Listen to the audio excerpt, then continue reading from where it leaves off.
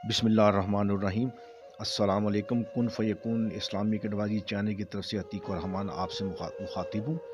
मोहतरम दोस्तों, उम्मीद है आप खैर वफ़ीयत से हों कि आप सबके लिए दुआगो हूँ। दोस्तों, प्यारे नबी हज़रत मोहम्मद मुस्तफ़ा सल्लल्लाहु अलैहि वसल्लम के वसाल के बाद इस्लाम हम तक सहाबा कराम रज़ियल्लाहु तआला अन्हुम, अहले बैत, तबा तबाईन और बुज़ुर्गान दीन के ज़रिए हम तक पहुँचा।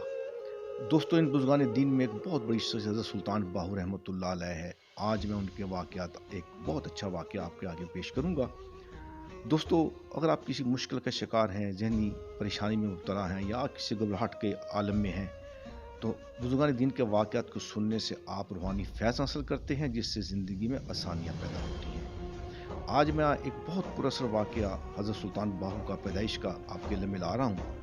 और इस वाक़े को सुनकर मुझे उम्मीद है कि रूहानी तौर पर महज़ूज़ होंगे, और ऐसे वाक़यात ज़िंदगी पर असरअंदाज होते हैं और इंसान अल्लाह ताला से करीब होता है।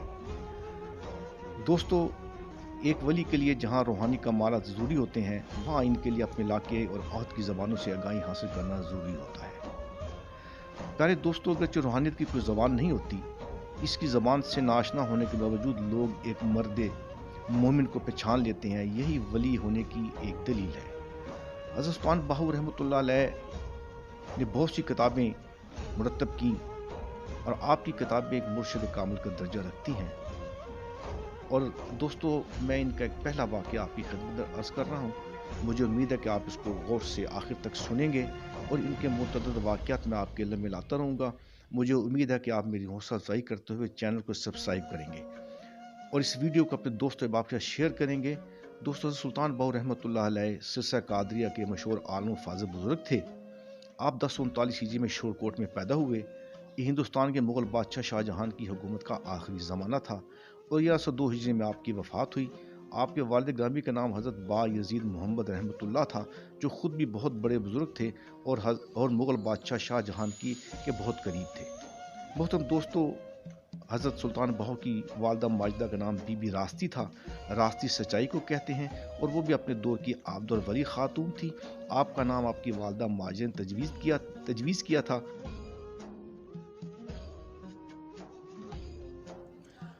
मोहतरम दोस्तों, हज़रत सुल्तान बाहू पैदाइशी वली थे। आपकी वलायत की पहली पहचान ये थी कि जब शीर ख्वारगी के ज़माने में रमज़ान मुबारक का महीना आया, तो हज़रत सुल्तान बाहू ने रोज़े के औकात में दूध नहीं पिया।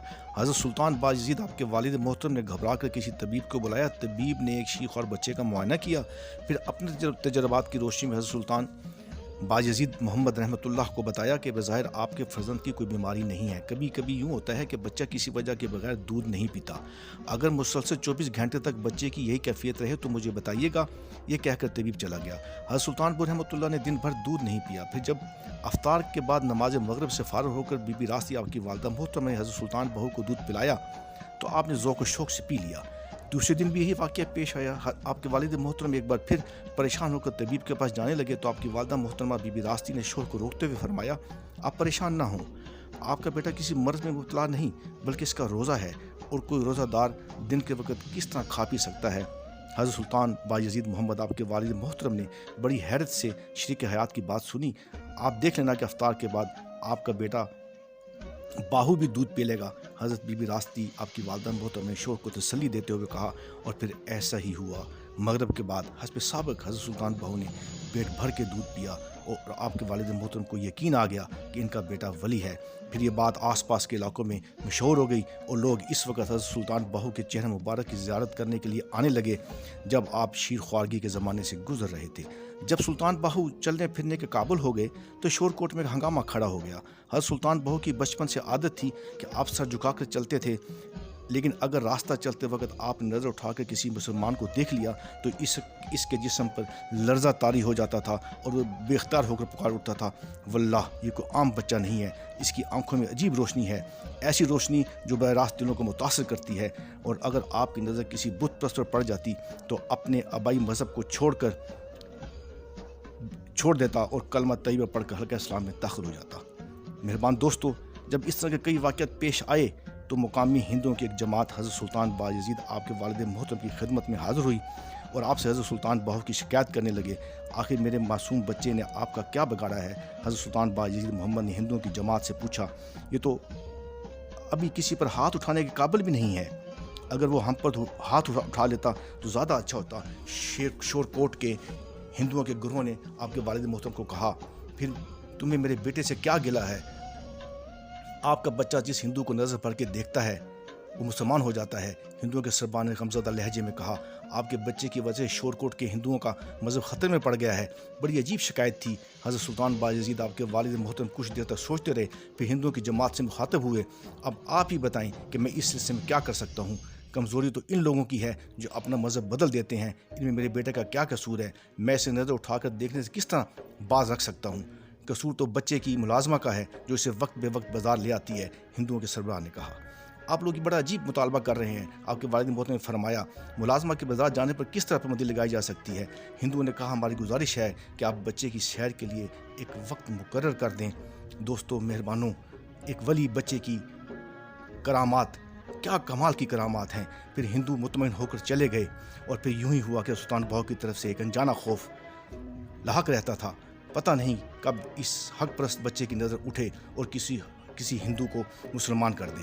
شور کوٹ کے ہندوؤں نے ایک مومنٹ کی نظر سے محفوظ رہنے کے لیے عجیب انتظامات کیے تھے۔ کئی لوگوں کو خاص طور پر اس لیے ملازم رکھا گیا کہ جب حضرت سلطان باہو کی ملازمہ آپ کو لے کر بازار کی طرف آئے تو وہ لوگ بلند آواز اعلان کر دیں۔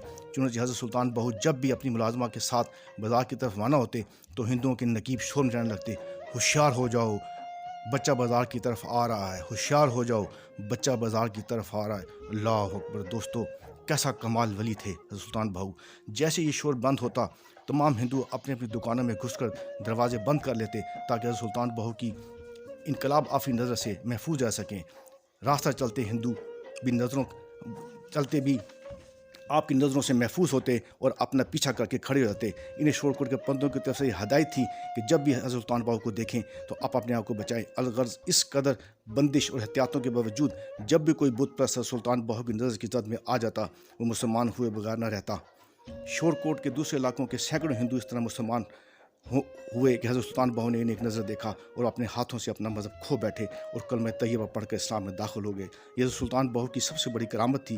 آپ کی آنکھوں کی انقلاب آفری روشنی سرور کونین حضرت محمد صلی اللہ علیہ وسلم کی اس حدیث مبارک کے مطابق تھی، مومن کی فراست سے ڈرو کہ وہ اللہ کے نور سے دیکھتا ہے، اور اللہ تعالیٰ نے حضرت سلطان بہو کی آنکھوں کو یہ نور پیدائشی طور پر بخشا تھا۔ دوستو یہ ایک پیدائشی ولی کا واقعہ میں نے آپ کو سنایا ہے۔ حضرت سلطان بہو کے اور بھی بہت سے واقعات میں آپ کی خدمت میں لاتا رہوں گا۔